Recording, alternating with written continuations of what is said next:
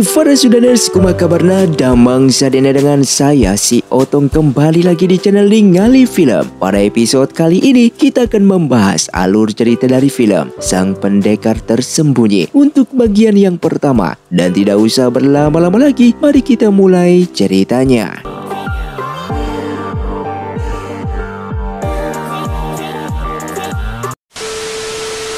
Film pun diawali dengan diperlihatkannya seseorang bernama Paman Ping sedang menceritakan kepada seorang anak kecil bernama Hufei, yang dimana di dalam cerita tersebut tentang seorang pahlawan tak terkalahkan pembela kebenaran, dan pendekar tersebut bernama Huidao yang merupakan ayah dari Hufei. Di saat itu Huidao bersama istri dan anaknya tersebut sedang berpergian yang telah tiba di sebuah penginapan. Namun dikarenakan dia memiliki banyak musuh yang ingin membunuhnya, sehingga pertarungan pun terjadi di sana.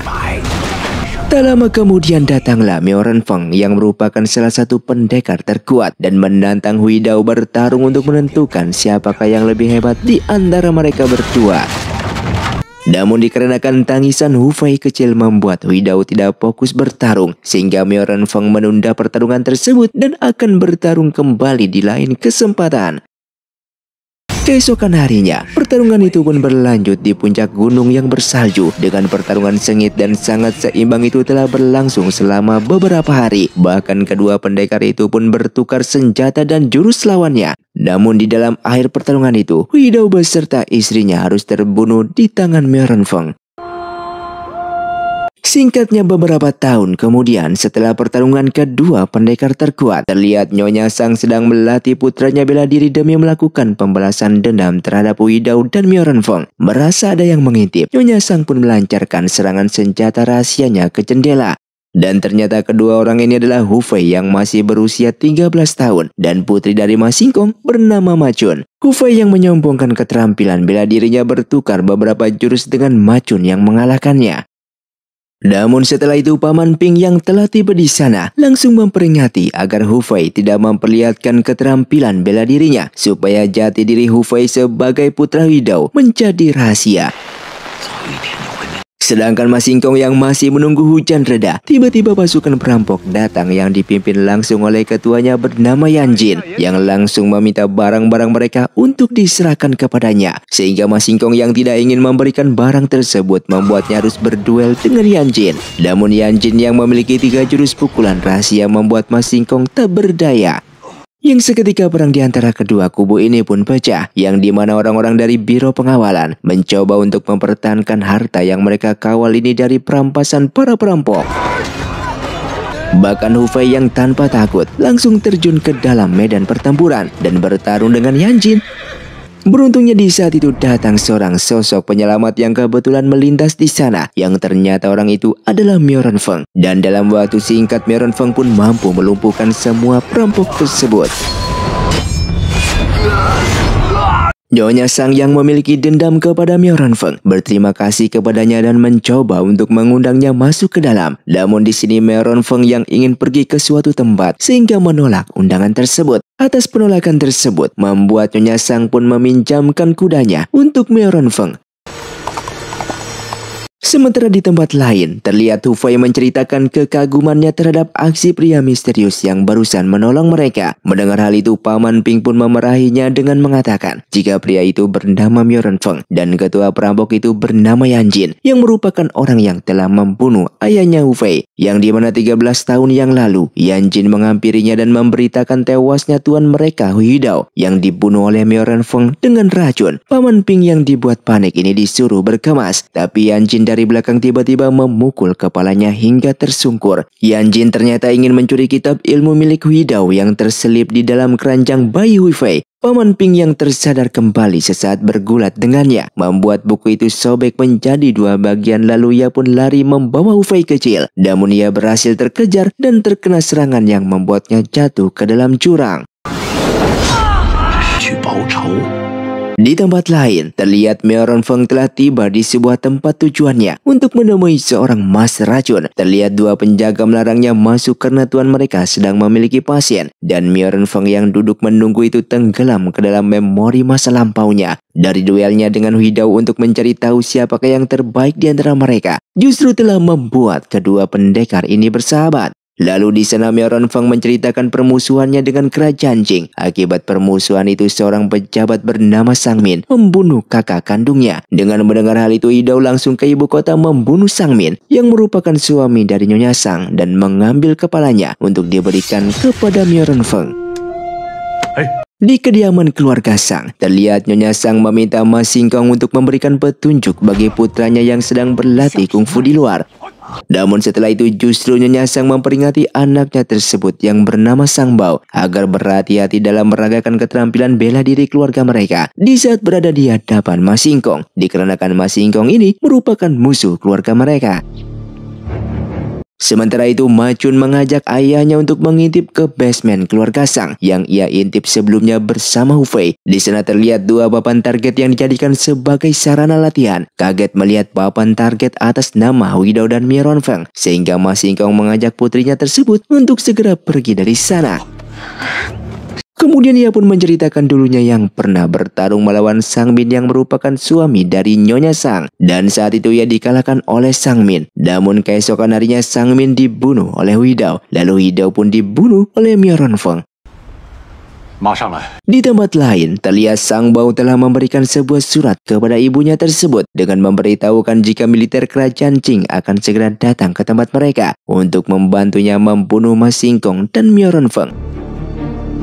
Singkatnya Nyonya Sang menyambut kedatangan pasukan militer kerajaan Qing yang dipimpin langsung oleh Fukang. Di sana Nyonya Sang memberitahukan bahwa Mironfeng akan tiba di kediamannya dalam waktu 3 hari ke depan. Dan singkatnya di malam harinya, terlihat Mironfeng berkesempatan bertemu dengan seorang master racun yang sangat ahli di dalam bidangnya bernama Yi Chen. Di sini Mironfeng menunjukkan sebuah sapu tangan dengan bekas noda darah, meminta Yi Chen melacak racun pada sapu tangan ini. Kemudian Mironfeng menceritakan kejadian 13 tahun yang lalu saat ia dan Widao bertukar senjata untuk berduel. Ia pun berhasil melukai lengan Widao dengan golok milik Widao, yang seketika Widao pun langsung keracunan. Kemudian istri Widao yang panik mengelap darah suaminya dengan sapu tangannya, lalu menyedot racun tersebut sehingga membuat kedua orang ini pun tewas seketika. Di sini Mironfeng mengatakan selama 13 tahun ia telah mencari berbagai ahli racun, namun belum bisa menemukan jawaban siapa orang yang telah menaruh racun di golok Widao tersebut. Tanpa menghiraukan cerita ini, Yi Chen pun memberikan jawaban jika ia pun tidak tahu siapa pemilik racun tersebut, yang membuat Mironfeng pun pergi dari sana tanpa pamit. Sementara itu Paman Ping yang sebelumnya melacak keberadaan Yan Jin, ia pun mengajak Hu Fei untuk menyelinap ke markas perampok. Ia pun masuk ke sana dan mengambil kitab ilmu bela diri keluarga Hu dan Yan Jin yang sedang mabuk tertidur. Ia yang tidak bisa bela diri pun hanya bisa bertahan dari serangan anak buah Yan Jin. Bahkan ia pun terkena serangan anak panah dari Yan Jin yang membuatnya sekarat. Sehingga kitab bela diri tersebut langsung diberikan kepada Hu Fei dengan memintanya untuk mempelajari semua ilmu kungfu sang ayah dari kitab itu dan melakukan pembalasan dendam di masa depannya. Paman Ping yang berpamitan mengatakan jika dulunya ia pernah berhutang nyawa terhadap ayah Hu Fei yang pernah menyelamatkannya. Dan singkatnya di pagi harinya, terlihat Hu Fei telah berhasil memberikan penguburan yang layak untuk sang paman. Dan ia pun menyembunyikan kitab bela diri itu ke sebuah akar pohon dengan melanjutkan untuk kabur dari kejaran perampok tersebut yang akan menyusulnya. Hu Fei yang akhirnya terpojok di tepian jurang langsung meloncat ke dalam aliran sungai yang ada di bawahnya. Hu Fei yang hanyut di dalam sungai ini terlihat oleh Mironfeng yang dalam perjalanannya mengembalikan kuda yang ia pinjam dari keluarga Sang. Saat tersadar Hu Fei yang kaget ini sempat menyerang Mironfeng. Hu Fei bisa menyimpan kebenciannya kepada Mironfeng yang dianggap telah membunuh ayahnya tersebut. Dan Yan Jin yang mengawasi dari kejauhan dan ingin mengambil kembali kitab bela diri keluarga Hu tidak berani menampakkan dirinya kepada Mironfeng. Di kediaman keluarga Sang, terlihat para petarung kuat telah sampai di sana. Setelah itu Nyonya Sang memberikan hadiah masing-masing kepada mereka semua. Di sana ia meminta permintaan khusus kepada salah satu pendekar tersebut bernama Chen Yu, yang merupakan tangan kanan dari Fukang. Nyonya Sang berharap kepada Chen Yu dapat membantunya berbicara kepada Fukang agar putranya tersebut bisa mendapatkan kedudukan di ibu kota. Singkatnya, Miao Renfeng pun telah tiba di kediaman keluarga Sang untuk mengembalikan kuda yang ia pinjam dan juga memberikan Hu Fei yang ia selamatkan. Dalam hal ini, Nyonya Sang membujuk Miao Renfeng untuk menerima jamuan makanannya. Di saat masuk, Miao Renfeng pun diperkenalkan dengan para pendekar yang bekerja di bawah komando Fukang. Kemudian Fukang yang terakhir memasuki jamuan itu lalu memperkenalkan dirinya dan mencoba membujuk Miao Renfeng untuk mengabdi kepada kerajaan. Namun di sini Miao Renfeng menolak tawaran tersebut.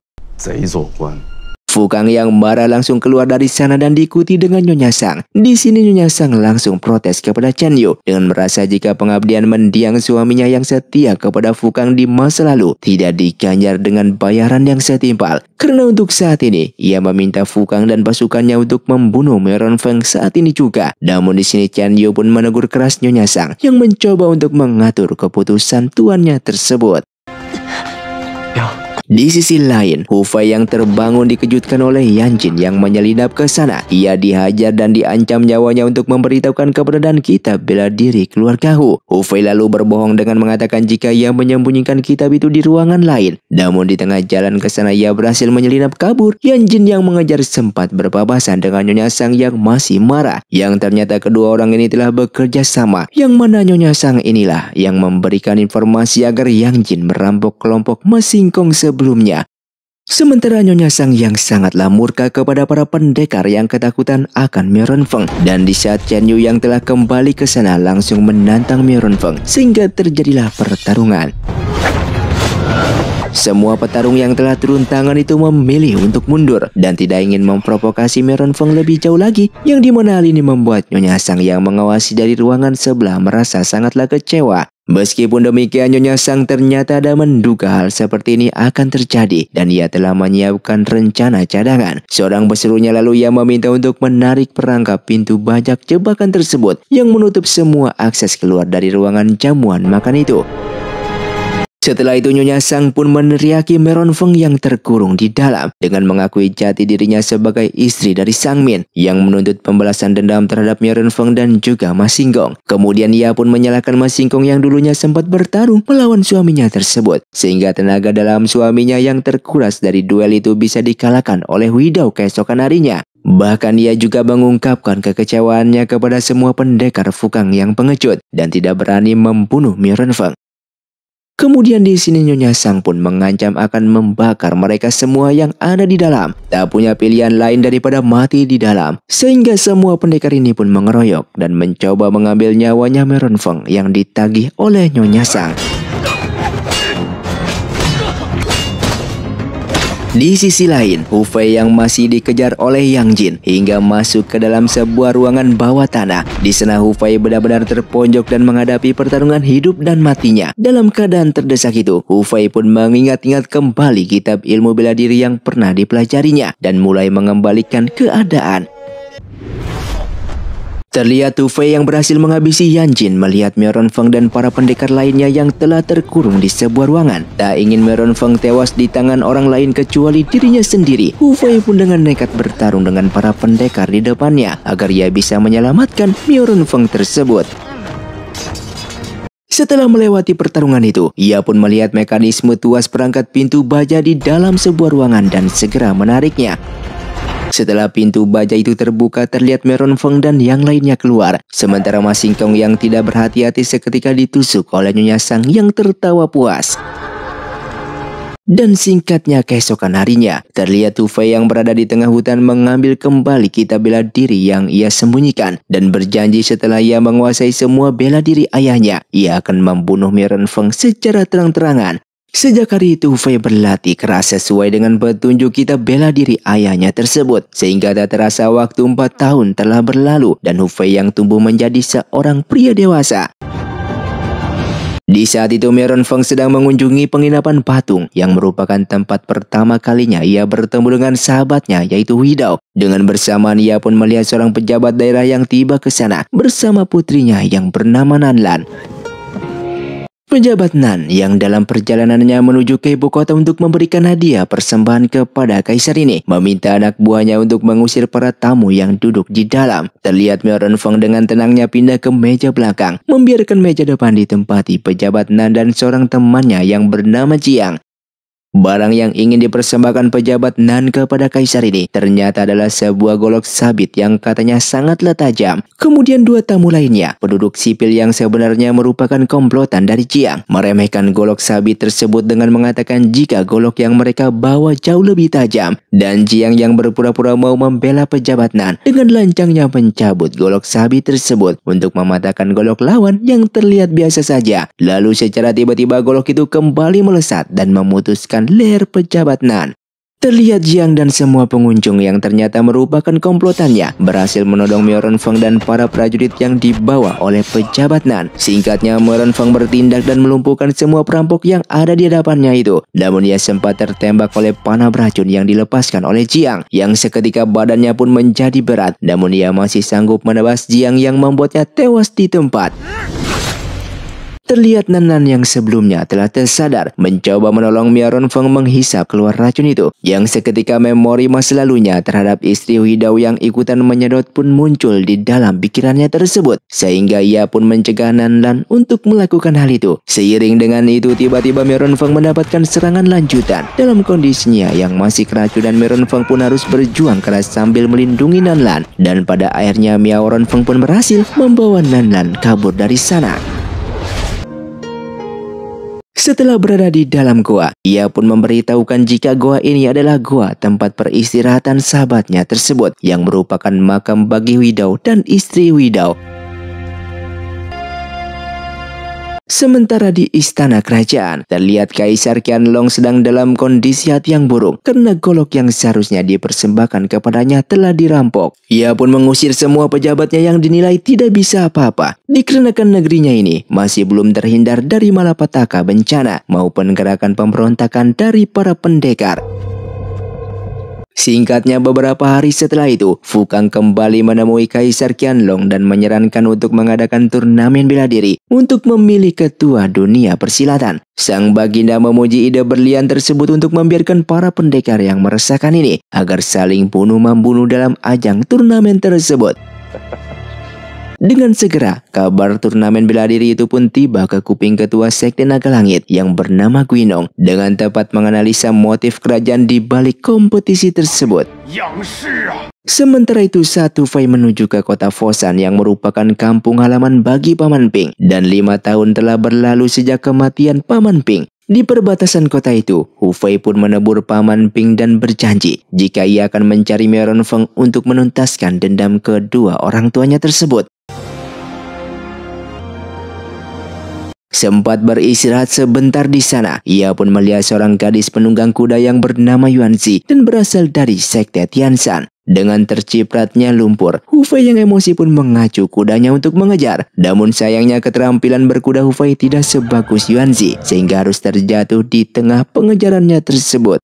Namun bagaimanapun juga Hufei berhasil menyusul Yuanzi ke sebuah pancuran air terjun, dan Yuanzi yang menyadari jika ia telah diintip pun memberikannya pelajaran. Terlihat Hufei yang membela diri kalau ia sebelumnya terkena cipratan lumpur dari kuda Yuanzi. Tapi di sini Hufei justru terkena serangan balik yang membuat perbekalannya dibawa pergi oleh Yuanzi yang meminta Hufei untuk mencarinya ke kota Foshan.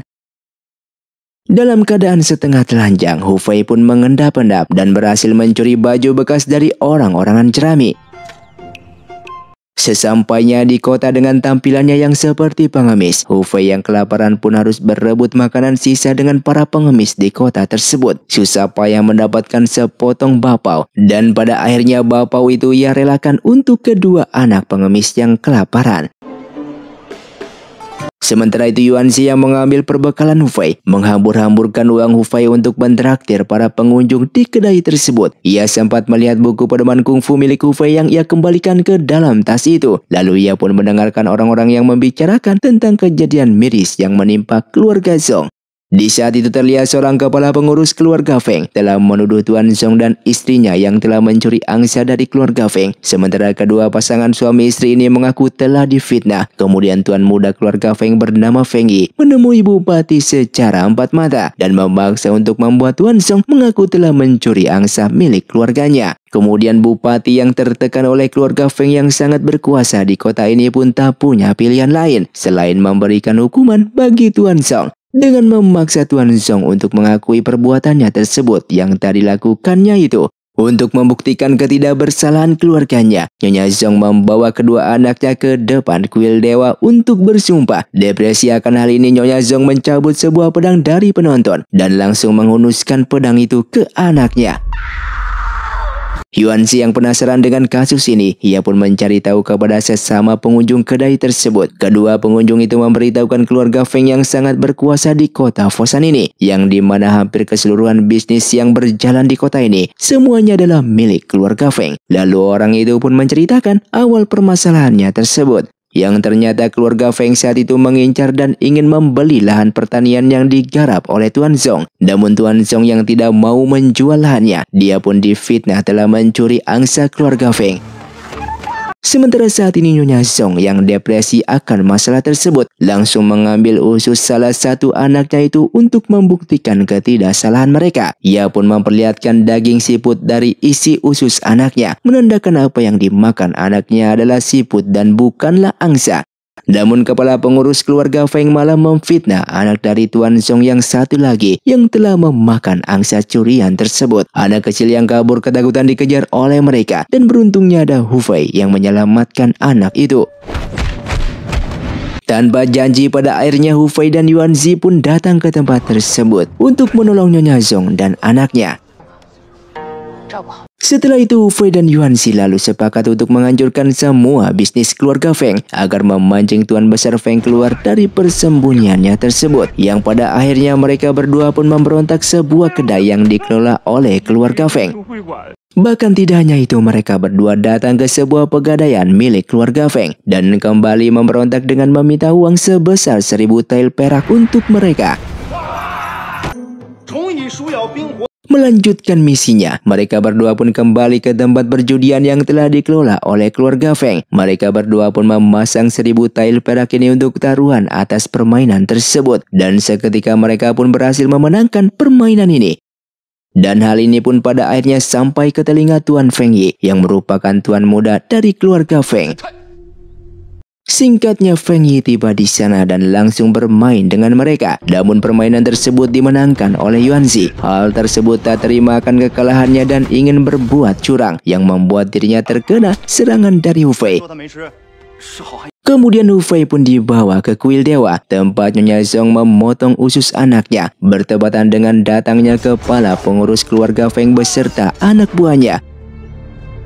Setelah menyelesaikan pertarungan tersebut, kepala pengurus keluarga Feng hanya bisa memohon ampun. Tak lama kemudian Tuan Besar keluarga Feng bernama Feng Tian datang dan memperkenalkan dirinya. Yang ternyata Feng Tian ini memiliki sifat baik dan terbalik dengan putranya. Yang di saat itu ia sangat marah besar kepada putranya tersebut dan juga kepada kepala pengurus keluarga Feng. Ia pun meminta maaf kepada semua orang-orang terutama keluarga Zong karena putranya tersebut telah memfitnah dan menindas Tuan Zong hingga salah satu putra Tuan Zong terbunuh. Ia lalu memerintahkan agar Tuan Zong kemari untuk diberikan keadilan.